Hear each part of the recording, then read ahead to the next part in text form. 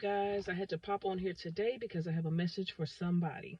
The message is they tried to cheat, but they still lost.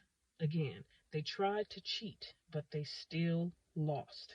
This message is for somebody right now who's going through a situation where you're frustrated, you're tired, you're upset, you're angry. Some of you, your feelings are hurt because you keep trying to do things the right way, but yet you're facing opposition at every turn.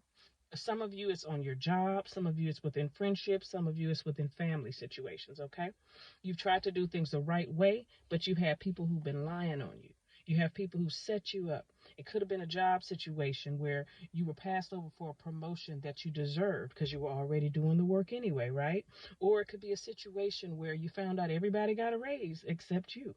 Okay, or it's a situation where you've tried to help family members or friends only to be lied on, okay? For them to go back and drag your name through the mud when all you tried to do was help. So I want to come to encourage you today to let you know that you don't have to be worried about what somebody else is trying to do to pull you back. Because God sees all and God knows all, okay?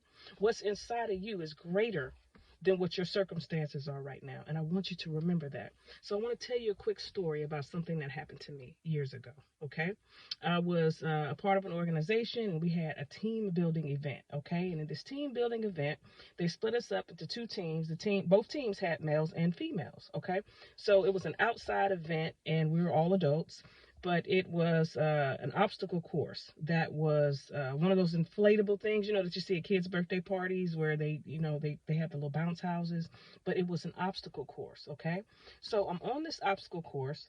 I'm going against a male on another team who was probably in his late 40s, early 50s, okay?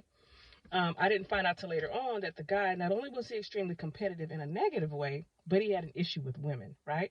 So we started out the race, okay? And as we were going along this obstacle course, we were kind of neck and neck for a minute. But then it got to a point to where I was pulling ahead. Do you know that this grown man reached over and grabbed my leg and was pulling me back by my leg? I looked the man in his eyes and I realized that he was for real, for real. He was going to win by any means necessary, okay? So he's pulling my leg and I'm kicking him like, man, get off my leg. What are you doing, right? And he's scratching, scraping, trying to get ahead. So I realized this man is for real, okay? So yeah, who doesn't want to win, right, for their team? But when I realized that he was willing to do whatever he had to do to win, which technically wouldn't even been a real win because he cheated, something rose up inside of me. And it wasn't even about winning anymore. It was about the fact that, no, if you're going to beat me, you're going to do it the right way. So we're racing on this obstacle course. And again, every time I tried to get ahead, he pulled me back. And anybody who's an adult who may not be in the best shape anymore knows that it's a lot of work when you're climbing and you're out in the hot sun and you're racing somebody on something that is an obstacle course. But anyway, so I was tired. I was exhausted. We both were. But every time the man would try to pull me back with all his strength. So it got to the point to where we got to the end. Now, keep in mind, nobody really saw him but one person pulling my leg. And she was kind of on his team, so it's not like she was going to tell anybody, right?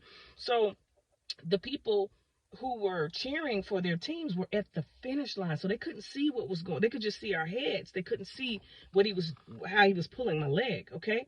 So we're racing. So we get to the end of this obstacle course, and at the end, you have to climb up a few stairs on this inflatable obstacle course, and then you have to slide down a slide, okay? So when you get to the top of the stairs to slide down the slide, it's about 12, 13 feet in the air.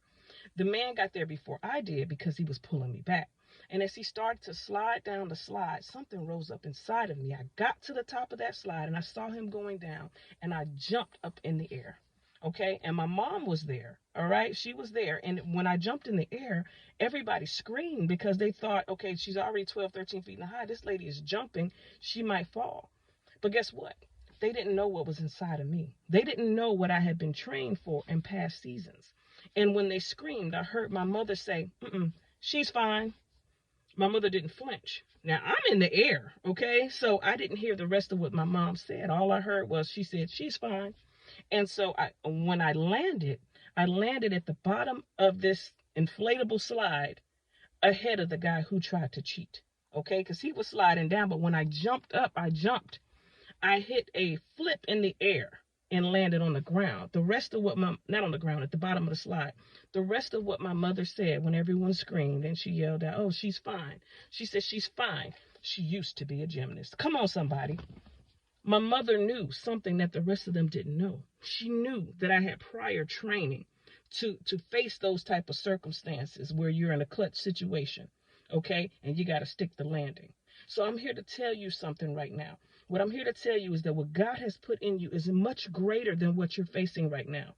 Your enemies, these people who are coming against you, they don't know what's inside of you. I'm here to tell you that greater is he that is within you than he that is in the world.